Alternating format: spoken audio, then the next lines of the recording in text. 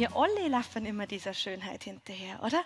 Jeder von uns läuft ständig dieser Schönheit hinterher. Du, was wir schon Geld ausgeben haben, um irgendeine blöde Gesichtscreme zu besitzen. Ja, oder dass man irgendwie beim größten Nieselring nur eine Stunde zum Joggen geht. Ja, ich nicht, aber manche Leute. Und dabei denke ich mir immer, jede aufgeklärte Frau in Deutschland weiß doch, dass dieses ständige Joggen, Zellulite zum Beispiel, nur noch verschlimmert. Ja, freilich, durch die Erschütterung. Da stehst du dann nämlich im Frühling zu einer unfreundlich ausgeleuchteten Umkleidekabine beim Bikini-Obraubeeren und dann drast du irgendwann um dich.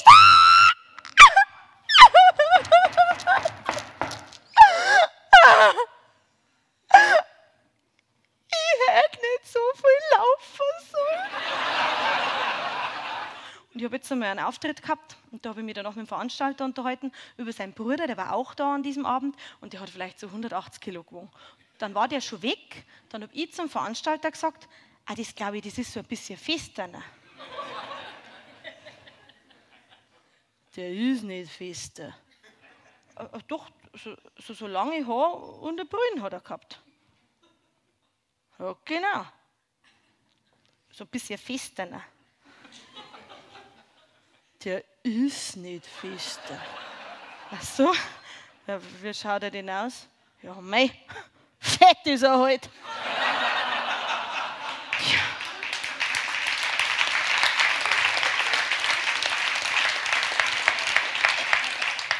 Und dabei kommt es doch nur auf die Perspektive drauf zusammen.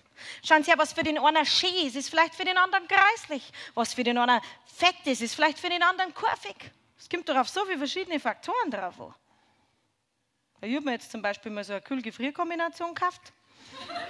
Das passt jetzt sehr gut hierher. Und da waren die Kühlschränke alle in so einer relativ weitläufigen hohen Halle ausgestellt. Gell? Und dann bin ich da so durchgegangen und habe mir die Kühlschränke alle so nach der Reihe angeschaut. Und dann habe ich mich ganz zum Schluss für den süßesten und potzigsten Kühlschrank entschieden, den die da gehabt haben. Eine Woche später liefern sie mir den in meine 6 Quadratmeter Küche.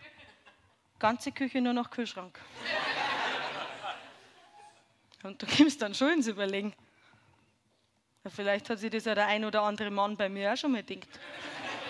Mei, du, in dem Festzeit war die noch so klar und zierlich.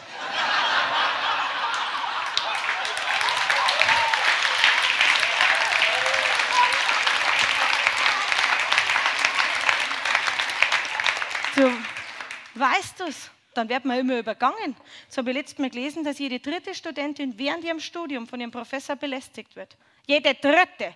Ja, bei mir umgekehrt in meinem Freundeskreis, die eine vom Geschichtsdozenten, die andere in Statistik, die dritte auf der Exkursion. Und mich. Mich hat all die Jahre kein Mensch belästigt. Ich habe wirklich lang studiert.